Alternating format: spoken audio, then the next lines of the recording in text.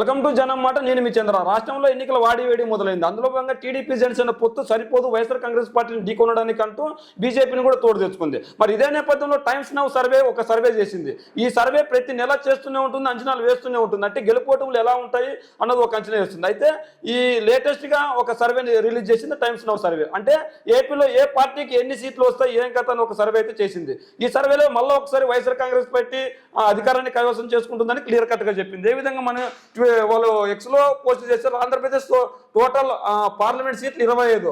Here look Sabha seats here. ఇక్కడ మనం చూసుకున్నట్లయితే వైఎస్ఆర్సీపీ 19 మంది గెలుస్తారు, 25 గాను టీడీపీ జనసేన పొత్తు పెట్టుకున్నప్పటికీ 6 మంది గెలిచే అవకాశం ఉందని చెప్పారు. అయితే ఇక్కడ మనం అయితే వైఎస్ఆర్సీపీ ఖచ్చితంగా వచ్చే ఎన్నికల్లో గెలుస్తుంది అని చెప్పి వీళ్ళు చెప్పారు. అంటే ఈ టైమ్స్ నౌ సర్వే సంస్థ మాత్రమే చెప్పిందంటే ఇప్పటికే జన్మట్ పోల్స్ కావచ్చు, లేదంటే నేషనల్ సర్వే సంస్థలు కావచ్చు.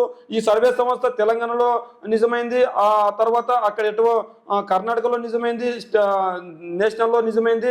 ఈ నేషనల్ సర్వే సంస్థ చిత్తశుద్ధితో వ్యవహరించి ఖచ్చితంగా ప్రజల దగ్గరికి వెళ్ళి ఆ ప్రజల ఎటువైపు ఉంది, మీరు ఏ విధంగా ఎందుకు వైఎస్ఆర్సీపీకి ఓటేస్తారు అన్నది ప్రతి ఒక్కటి ఎంక్వైరీ చేసింది. ఎంక్వైరీ చేసిన తర్వాత ఖచ్చితంగా వచ్చే ఎన్నికల్లో జగన్మోహన్ రెడ్డి గారు గెలవబోతున్నారు, వచ్చే ఎన్నికల్లో జగన్మోహన్ రెడ్డి గారికి అధికారాన్ని చేజిక్కించుకుంటుంది అని చెప్పింది. మనం ఈ సర్వే సంస్థ కంటే మనం ఒక చిన్న అనాలిసిస్ చేసుకుంటే ఈ రోజు జగన్మోహన్ రెడ్డి గారిని ఢీకొనడానికి టీడీపీ వల్ల కావడం లేదు, జనసేన వల్ల అసలే కావడం లేదు.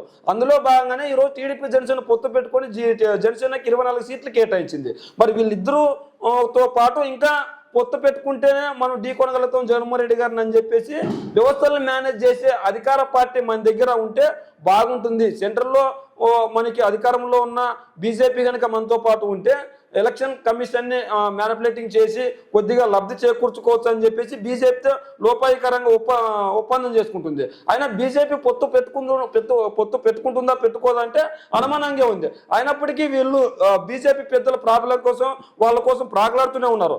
ఎప్పుడో మొన్న వెళ్ళిన టీడీపీ అధినేత జనసేన అధినేత చంద్రబాబు నాయుడు గారు పవన్ కళ్యాణ్ గారిని ఒకసారి 5 నిమిషాలు మాత్రమే చర్చించి బయటికి పంపించేశారు. మరి ఆ 5 నిమిషాల్లో ఏం మాట్లాడుకున్నారో, ఎన్ని సీట్లు ఇస్తారు అనుకున్నారో తెలియదు, కానీ వాళ్ళకి సంబంధించిన మీడియా మాత్రం ఉదురు కొడుతూ రాస్తూనే ఉంది. మరి అదేవిధంగా ఈరోజు మనకు రోడ్లు బాగాలేవని చెప్పేసి ఆంధ్రజ్యోతి, ఈనాడు వార్తాపత్రికలు రాస్తున్నప్పటికీ మరి మన స్కూళ్ళ వ్యవస్థ ఎలా ఉంది, తెలంగాణ స్కూల్స్ వ్యవస్థ ఎలా ఉంది, మన స్కూల్ వ్యవస్థ ఎలా ఉంది, వాళ్ళ విద్యా వ్యవస్థ ఎలా ఉంది, మన విద్యా వ్యవస్థ ఉంది, వాళ్ళ ఇంటింటికి పరిపాలన ఎలా ఉంది, మన ఇంటింటి పరిపాలన ఎలా ఉంది, ఇవన్నీ బ్యారేజ్ చేసుకుంటే ఖచ్చితంగా జగన్మోహన్ రెడ్డి గారిని ఎవరు ఢీకొనలేరు. అందుకే వీళ్ళు ముగ్గురు కలిసినా కూడా ఖచ్చితంగా వచ్చే ఎన్నికల్లో జగన్మోహన్ రెడ్డి గారు గెలుస్తారని తేటతెల్లం అవుతుంది. మరి దానికి తోడు సర్వే సంస్థలు కూడా జగన్మోహన్ రెడ్డి గారి వైపు ఎక్కువగా మొగ్గు చూపుతున్నారు. ఈ సర్వే సంస్థల్ని పొత్తుల్ని నమ్ముకొని జగన్మోహన్ రెడ్డి గారు రాజకీయాలు చేయట్లేదు.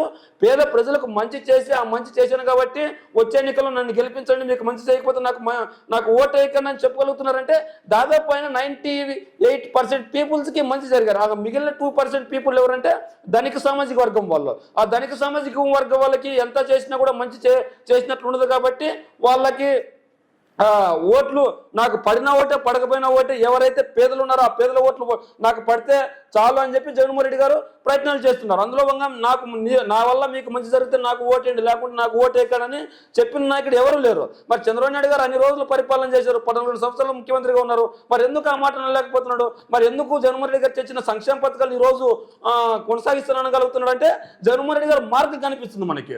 అంటే అమ్మఒడి మేము ఒకరున్నా, ఇద్దరున్నా, ముగ్గురున్నా ఇస్తామన్నారు. మొదటి తీసుకొచ్చిన జగన్మోహన్ రెడ్డి గారు కదా, మరి మీరు ఎందుకు తీసుకొని రాలేకపోయారు? వాలంటీర్ వ్యవస్థను ఈ రోజు మేము తీసేయం, కొనసాగిస్తామని చంద్రబాబు నాయుడు గారు చెప్తున్నారు. అంటే మొదటి తెచ్చిన జగన్మోహన్ రెడ్డి గారు కదా. సచివాలయ వ్యవస్థను మేము తీసేం, కొనసాగిస్తూ ఉంటున్నారు. అంటే మొదటి తెచ్చిన జగన్మోహన్ రెడ్డి గారే కదా. అదేవిధంగా రైతు భరోసా కేంద్రాలు జగన్మోహన్ రెడ్డి గారికి తెచ్చారు. మరి విలేజ్ క్లినికల్ జగన్మోహన్ రెడ్డి గారు తెచ్చారు. మీ ఇంటికే మీ డాక్టర్ జగన్మోహన్ రెడ్డి గారు తెచ్చారు. మెడికల్ కాలేజీలు జగన్మోహన్ రెడ్డి గారు తెచ్చారు. అదేవిధంగా పోర్టులు జగన్మోహన్ రెడ్డి గారు తెచ్చారు.